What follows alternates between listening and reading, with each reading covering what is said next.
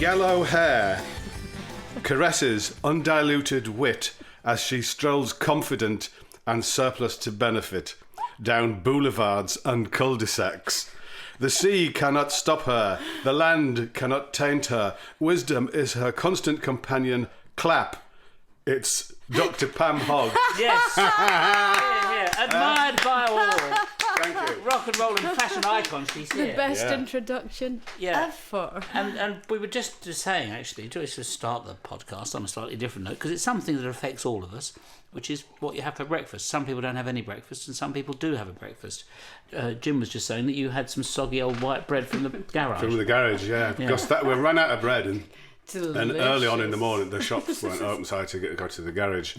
But it wasn't bad. It reminded me of me, sun-blessed. But then it was accompanied by an Ardennes pâté. And what about you, Pam? You had something that sounded rather delicious to me. Yes, well, I juice every morning, which is very healthy, but I absolutely love it. I've always loved my vegetables. Carrot and ginger, that's always the base of it. But I have spinach, and a thing that I can't stand is celery, but it's brilliant in a juice. Do you not like celery? I don't like it, but it's love it. Seemingly really, really... My sister's always banging on about it. You've got to eat your celery, so now I've found a way. I have celery every night. It's really good for you. Yes, because it creates... gases. It's it's not roughage, is it? It's roughage. That's but when you rise if you're sitting down and have celery, you rise with gusto. I see. Only you. I should point out, if anybody's tuning in hoping this was some sort of healthy eating tips, you're not listening to any experts, just people sort of making it up as they go along. But going back to transport, are you? What's your favourite form of transport, Pam? Are you like travelling by car, by train, by foot? Well, I'd love to travel as I did this morning in your fabulous limousine, but I go by bike. Excellent. I bike everywhere, yeah. What sort of bike? Just a crap old bike. Yeah, I had the best bike. It was absolutely gorgeous, and it just got stolen within about 2 weeks. So yeah. How did it get nicked? Sometimes you're in a rush, so you don't lock it up, and I just rely on the goodwill of people. But I've come unstuck a few times. I had a push bike once that I had chained to a tree outside the house, and someone sawed the tree down to take the bike. It must have been a jolly good bicycle. It wasn't that good, actually. That was the strange thing. It was a pretty crap bike. But I was imagining an oak tree for some reason, so that was going to be a hard deal. Yeah, I was imagining sort of one of those ones with the circumference of 30 feet that was sort of planted by Charles I. So yours was just it was quite a slender tree. It was a branch. It was, I don't know, 9 inches across. You're boasting again. Yes. What about the tree? When did you first cycle? What was your first bicycle? It was huge. It seemed huge. I just remember it was a huge black bike, and I remember cycling up and down my road, but I could hardly hold the handlebars, but I was just doing one leg, like the way you start to swim. You're pretending on the surface you look like you swim, but you're actually got one foot in the bottom of the pool. Did you be in Glasgow? I was actually in Renfrewshire at that point. Where's that? Where's that? Isn't that It's just outside Glasgow. Yeah, up a bit, yeah. It's just outside. Yeah. But it must have, what a fantastic feeling that is. I mean, I think any of the listeners who can cycle, that thing of when you're first realise you can cycle or swim, it's like flying, isn't it? You realise it must be just like flying. The euphoria, I mean, really incredible. Yeah. And did you carry on your cycling exploits, or did you sort of retake it up once you moved to London, realising it was a convenient and fast method of transport? Well, funnily enough, you say, I mean, I don't really remember cycling that much as a kid, but when I came to London, I got a bike right away. I came down to go to the Royal College of Art, and I used to cycle every day back and forth. And I think because I cycled so much and so confidently that I was able to do my driving in 13 lessons. So, yeah. But as cycling around London, I mean, how far would you cycle, for instance, to go to somewhere? Would you cycle sort of out for dinner of an evening? Well, every day I go from my home in Dalston to Hackney Wick, which is a brilliant cycle because you're not in the main road. So I go through this a common and then through Victoria Park. So that's a brilliant cycle there and back. It's only like about 20 minutes, but that's my exercise for the day because That's good, don't it? Yeah, my eyes haven't seen a gym ever. No, I think it's much better to exercise. Do you do any exercise? I walk like a maniac. Brilliant. I walk furiously. How does a maniac walk? Well, with a deranged look. Just like Jim. A huge amount of intent, but no destination. I go quick. Yes. People won't walk with me because of the speed that I walk at. And do you have a deranged look when you're doing it? I walk real fast as You're well. a fast walker? Well, you could come and walk My with me. ex-boyfriend had like legs up to my shoulders and he would be always behind me. It's like, you've got the legs, got one stride and I've got to do 10. But yeah. But you're a cyclist, aren't you? I like a cycle, yeah, I like a cycle. I don't cycle around London so much, but I do like to cycle around the countryside a bit. Do you go on long cycles? Would you go on a sort of a cycling holiday through the Lake District or something like that? I would love to. I've never done it, but I mean, the long cycle for me is like if I cycle into town. When it was, lockdown, it was amazing because there was no cars, there was no traffic. I cycled from Brixton to Brighton once. That was a lot, but by the time I got there, I was so knackered I fell asleep on the beach in the hot sun and woke up completely burnt to a crisp. Oh. And then I had to put my bike on the train and come back. But I had shorts and I was sitting on that, those bristly seats you get in trains, but not velour, it's sort of. Yes. Yeah. And that was just like pile on it. Yeah. Absolute agony. I laid on a bed and I couldn't move for about 3 days because of the intense sunburn. And then my skin all peeled off. Oh. Out of interest, being a noted fashion icon designer and things like this, what would you wear when you'd be on your bicycle? Just something practical? What would you recommend? I don't even... You mean what would I wear? Not Yes. as opposed to what I do wear. I always think I don't think anybody sees me because I'm on my bike, so I don't care what I wear. I'm just going to all I do is work, go from my flat to my studio and back again, and I just think nobody sees me, but I forget about the yellow hair and go, I saw you the other day. But I just, I don't really care what I'm wearing as long as... But if you think... What about designing some cycle wear, though? Oh, yeah. Because bicycle No clips brainer. aren't... No one bothers with bicycle clips anymore, do they? No, No, just... we all have chain guards nowadays. But I think bicycle clips it could, bring them back. Nice, yeah. Yeah, And like the little armbands you used to get to push your sleeves up. Yes. I still wear those Yeah, very on, useful. on my suit jacket. Yeah, Yeah, that's one of my useful thing. trademarks. I got a tweed suit made once which had reflective stuff that they wear on, Yeah. what's it called, workmen wear. And that was sewn into the tweed, into the Wow. checks. So if I was riding around at night, People- it is quite an extraordinary thing to see. It is just a shape, a silhouette of me How in many a crashes checked happened suit. at that when you sped past them?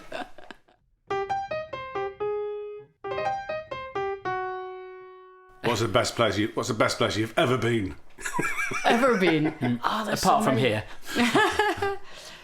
Well, I won a scholarship, and you were meant to, I think, affiliate yourself with art schools, like maybe in Europe. And I got on a plane and flew to Baghdad, and this was the late 70s. Blimey. For fun. And what was... Seriously, With your yellow I didn't hair? tell them what I was doing. No, I had blonde hair then, anyway, but it was quite an experience. And travelled all the way down through Iraq and Blimey. through no man's land, where you didn't know whether you were going to get through at the other But end. you arrived at Baghdad entirely on your own. Oh no! I went with a boyfriend at the time. Right. He was like 6'2". But actually, Iraq was no problem for me. It was when I got into Iran that immediately became a problem because everybody wanted to touch. I mean, like touching me everywhere, and even when I'm swinging my fist, like "Don't come near me," it was. I just. No idea why. Where did you? So you walked? Were you walking? Well, I walked all the way from Baghdad down to Shiraz. No, there was a train, so I got a train. I needed to go to Babylon so badly, and of course it's mythical thing. But I had it reality in my head because as a child. What was it when you got there? Do you want to know?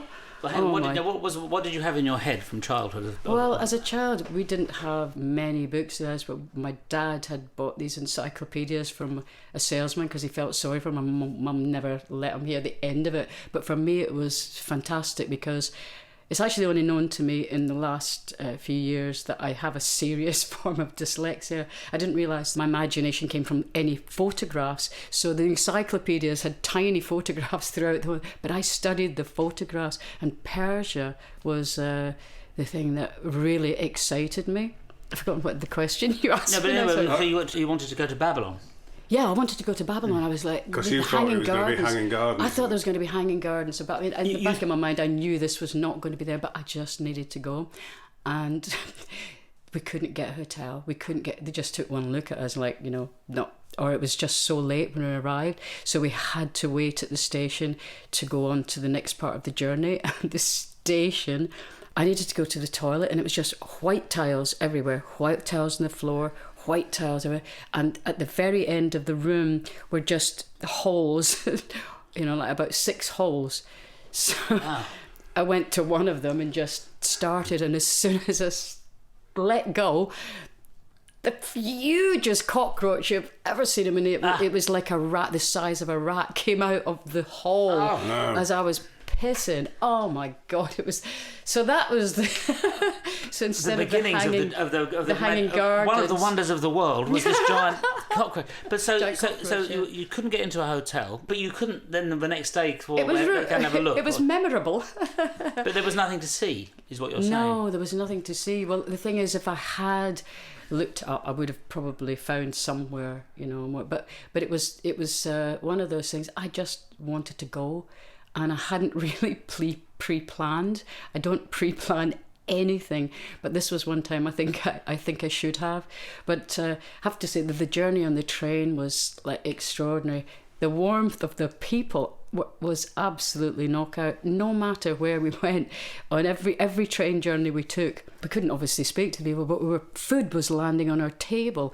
Every second, just offering us. That was quite magical. But you went on to what was then Persia. Yes. Well, the first thing was we didn't even know if we were going to get through because they were, still at war or something like that.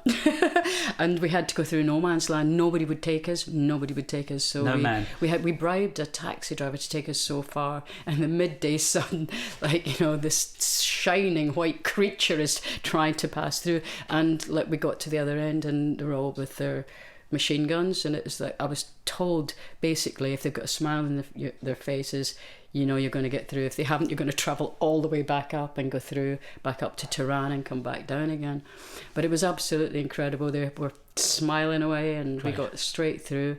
So, but it was incredible. Went to there was a place, a palace that was called something like the 1,000, I think it was called the 1,000 Pillars. But it was just all full of mirrors, and they were reflecting, so it looked like there was. How many pillars was there? I didn't stop to count. I was just so in awe. An amount of pillars, and then a lot more mirrors. Yeah, but how? Yeah, it was a vast place, but the pillars were all. And where is this? Inside or outside? Well, it's inside this palace. It's called. I can't remember the name of the palace. And are the mirrors still intact? Ancient mirrors that we. They're all ancient mirrors as intact as they can be for the time they were built. But it was the most incredible. I mean, it really was. When you look into an old mirror, of course, I always think that there's, if you're looking even into an 18th century mirror, say you're looking at it and you're thinking, mirror? Yeah, exactly. Who's looked in that? Yeah, looking back exactly, at you, Yeah. And also if you stare long enough, you can see your future husband or wife. Really? Apparently they appear out if you stare long enough into it. It might be a black mirror, but I think any mirror, you stare in it long enough, you'll see who you're going to marry. I was told that if you stared at a mirror long enough, you could then step into it. I keep banging my head. I thought if you stared long enough, it would crack.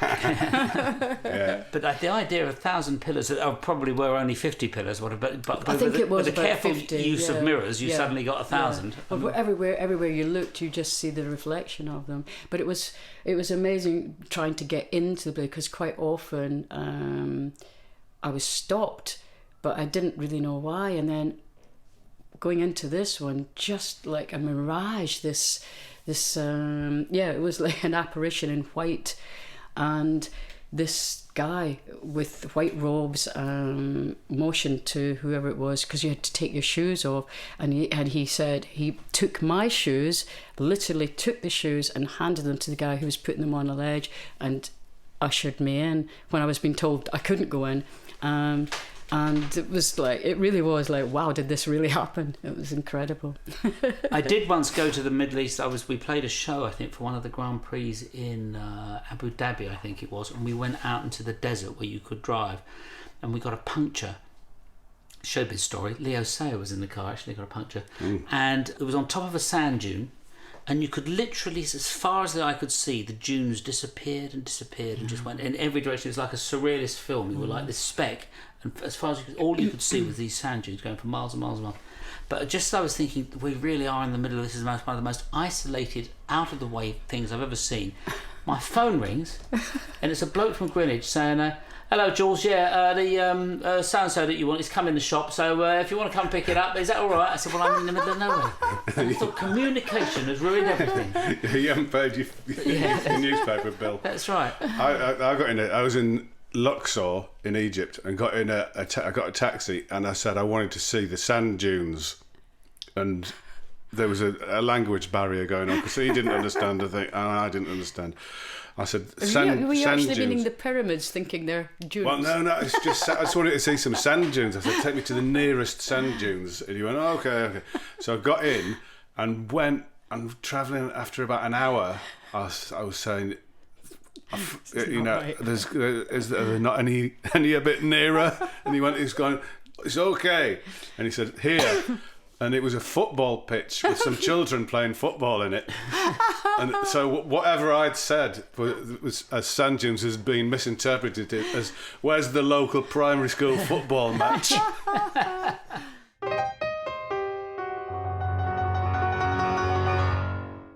Do you like eating the foods of the world when you go around?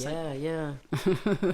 But when you're offered, the delicacy, and you really know that you shouldn't refuse, but it's an eyeball. Did that happen to you? Yeah. No. And having to explain away some reason why this is not possible for me. But hold on, but where was that then?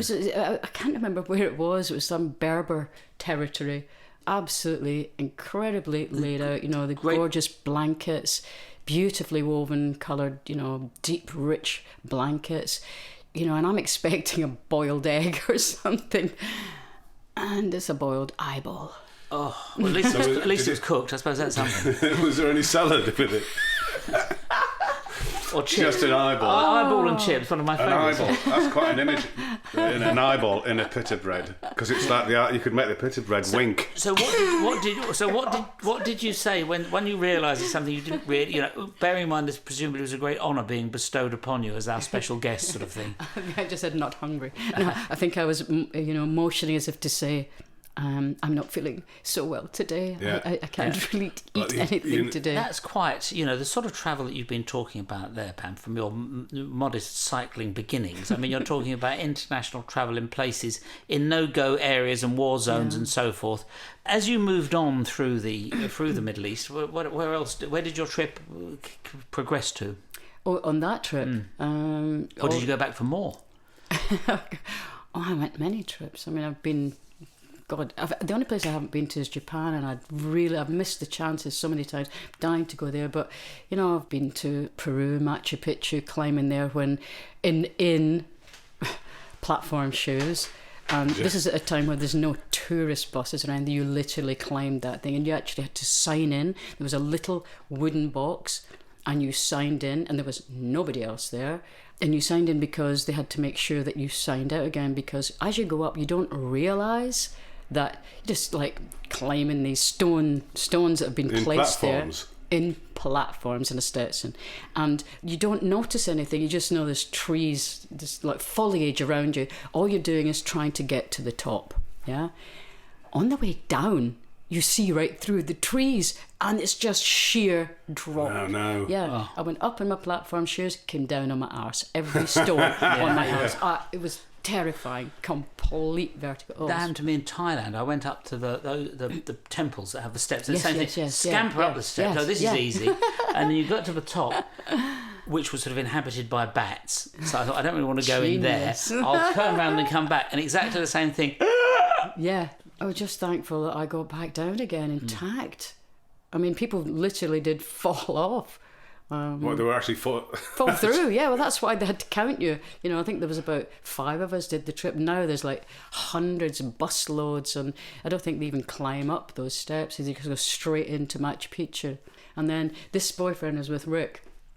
We travelled everywhere together. It was incredible, you know, to Kathmandu, to India. But not Japan. But not Japan. Where is Kathmandu? In Nepal. And what is that like? I've never been there. Unbelievable. And God, we wanted to do a trip to India and Nepal, and you know, but to be able to do everything, we booked a tour, which meant that we didn't have to think about the travel. But the night before, I was saying to Rick, "Have you packed your bag?" "Yes, yeah, I've packed your bag." "Come the night. Have you packed your bag?" "No, I'll do it now." I'm like, "Yeah."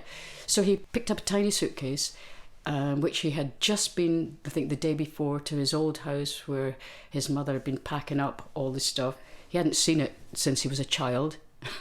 Picked up a suitcase, rammed a few things in, and then we missed the alarm in the morning. We had to rush like crazy to the airport.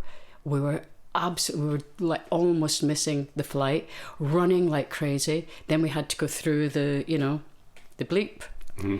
They asked him to open up his bag. And in a side pocket they had forgotten about was a flick knife. We're just about to board a plane. Yeah. What, his old flick knife? His old flick knife when he was a kid. And it was like, what? And they were going, "I think you should go on because it'll be easier to get another flight if there's just one of you." I'm going nowhere. I'm not going anywhere without him. They were going, "You should just go and we will deal with this just now." So I thought, well, I'm definitely not getting on the plane, but I'll go to the bit because I knew he was going to have to run like fury if he was going to catch it. So I get into the area where everybody's waiting. We're last on and everybody's like, you know, wondering what the hell is going on. And all you can hear is, "There's a man with a knife." And there's the people kick. I'm like, for God's sake, that's my boyfriend. He wouldn't hurt a fly. You know, it's all this. So I'm sitting there waiting and I'm getting so nervous. And eventually he comes right at me, his face bright red, didn't have time to, couldn't breathe, got on the plane. Eventually he was able to tell me that when the policeman asked him, what do you use your knife for?" He said, "Picnicking." Genius response. And they let him go. What, with the knife? With the knife. Yes. Oh, that's fine. And the tour guide leader hated us because from the moment we arrived, all Rick went, we went through all the old bazaar, everything we were told not to do. We thought, well, that's going to be exciting. So you went on the tour bus, and everywhere the tour guide said, "Oh, you don't want to go to that area, it's really dangerous. You don't want to." We were taking notes. That's where we're going. That's where we're going. That's where we're going. And Rick, unknown to me, bought knives from every single place. He ended up with a cache. And now, a message from our sponsors. Do you have trouble locating processions, parades and cavalcades in your parish? Yes, I do. And it's bringing me down. Then you should try this new pageant location device. It can detect bunting at over a mile away. Excellent. And what's the name of this device? Binoculars. Very good. From cycling and international travel in the Far East and going to extraordinary places, have you done any car rallying or anything like that? Well, in 2001, I went on the Gumball Rally. It was insane. I mean, totally insane. I was actually meant to be going with Keith Flint, but sadly, he drove his bike into a wall by mistake just before it. So I ended up going with a really good friend of mine from Glasgow, Kelly Cooper Barr. And where was it that year? It was to go from New York to the Playboy Mansion in LA via Gracelands, Vegas, God, you name it. But the crazy thing is, it was totally Thelma and Louise, because she hadn't told me this. But when she told her husband that she was going on the Gumball Rally with me, he said, "If you go on the Gumball Rally with Pam Hogg, I will divorce you. And this is this amazing guy, man of his word. He wasn't kidding. lying. He wasn't kidding. He meant it. Yeah, I mean, she was heartbroken. So before you've even sort of really set off, that's one marriage ruined. How did it go after that? I mean, did you do it was the whole insane. trip? Yes, we did the whole trip, but it was built to be insane. You had to travel God knows how many miles each day. You had a destination, you were given a card, and you were told you had to be there, or you had no idea where the next part of the journey was, and you had no idea where the hotel was. So you had to drive like fury, which meant speeding everywhere you went. And I hadn't driven for a while because I hadn't had a car for ages and didn't have a license. I wasn't, because we had hired this car. What car did you get? A Mustang, bright yellow. Oh, did you? Oh, yeah, nice. Screaming yellow Mustang. And basically, if you didn't get to that place, the first place, then you had no idea. You were lost in nowhere's land. So you had to drive like crazy, and every night, we made it. There was 150 cars, and they're all stickered up, so you could see everybody, speeding past you, or, so you knew that you were in the right direction. People would scream out the window, "Take a left on," because you're trying to follow a map, and I'm dyslexic, so I couldn't follow the map. Anyway, we had to do this every single night, and every time we got to the hotel, luckily if you made it to the hotel, huge party, massive amount of everything going down. So you had like 2 hours sleep. Sometimes you missed breakfast because you had to get off on the, when the flag went the next day. It was insane. People were stopped. We could see people by the roadside being pulled over by the police. I mean, every 100 yards, somebody. So people were shouting to you, "Police next block. We've just heard from X and X." So they were giving us, but this was a few days on, and I had been talking to Kelly, all my stories of my past, to keep her awake, because we were doing insane hours, no sleep. So and then this one time, I realised I must have just woken up, because I realised I wasn't talking anymore, and I looked at her. And her eyes were closed. We were 5 lanes out. I'm like, "Kelly!" screamed at the top of my voice. So we pulled back, and then we just drank loads of coffee. And I said, "I'm driving." She said, "Can you drive, Pam?" I said, "Yeah." Not for about 14 years. I was talking about 19 years at that point. I got in. I said, "I'm just going to go round the block." But the crazy thing is, all of the police were waiting for, because they got wind of this, crew that were driving mentally all through America. So I'm like, white Stetson, red bandana, bright orange tracky top. I'm really colourful, really noticeable. And we see this, we've pulled over one of our mates on the side of the road. The coppers were pulling yeah. over. Yeah. I just kept driving until there was a decent amount of space, because in a fraction of a second, I'm like, "Kelly, you're taking place of me." I threw myself out of the driver door onto the side bit, whipped off my clothes, got them onto Kelly. I climbed in, so I drove far enough so they couldn't see actually what was happening. But she ended up dressing up like me. Yeah. And she was going, "What did I do? What did I do?" She was actually sleeping. I said, "We were speeding, darling. We were speeding. We were speeding." So she had to pretend that she was the person driving. We got booked, of course, but at least we didn't get hauled off to the police station, because there's no driving license, no, nothing. And this is America. Did you complete the whole rally? Yes, we did, and we came. I think it was about 100 and I'm not quite sure, but maybe about 130, and I think we came in 20th. Well, maybe I'm boasting a bit too much, but we were really quite good. Well done. Yeah. And I did it the year before. You did? Yeah, around Europe, and we went through Latvia, which was then run by the mafia. And there was just pinching, because we're all going around in Porsches and Ferraris, and they were nicking them all. They're just like, you'd have someone lying down pretending to be injured or dead in the middle of the road. They'd stop, get out, and nick your car. And it wasn't just them who were doing it, it was the border patrols as well. They'd be going like, "We'll let you through if you give us 500 quid. Yeah. Or we'll have your car. It's up to you." It was so corrupt. Wow, yeah, somebody should do a film about that. Yeah. We've covered a lot of transport there. We covered the world. Pam Hogg we've been up ancient monuments in the Far East. We've been on the Gumball Rally through America.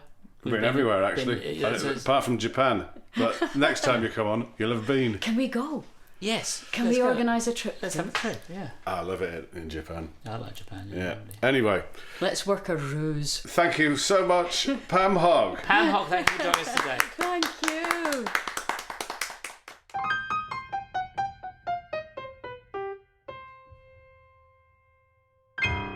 Well, there goes Pam back home on her light blue bicycle, which she found abandoned outside where we are now. Wearing her Gumball Rally gear with the white Stetson hat, red scarf, and And rally orange overalls. tracksuit, yeah. Yes, how It's marvellous. looking dazzling on the light blue bike. This podcast was produced and edited by Molly Stewart. Sound engineers were James Stewart and George Latham.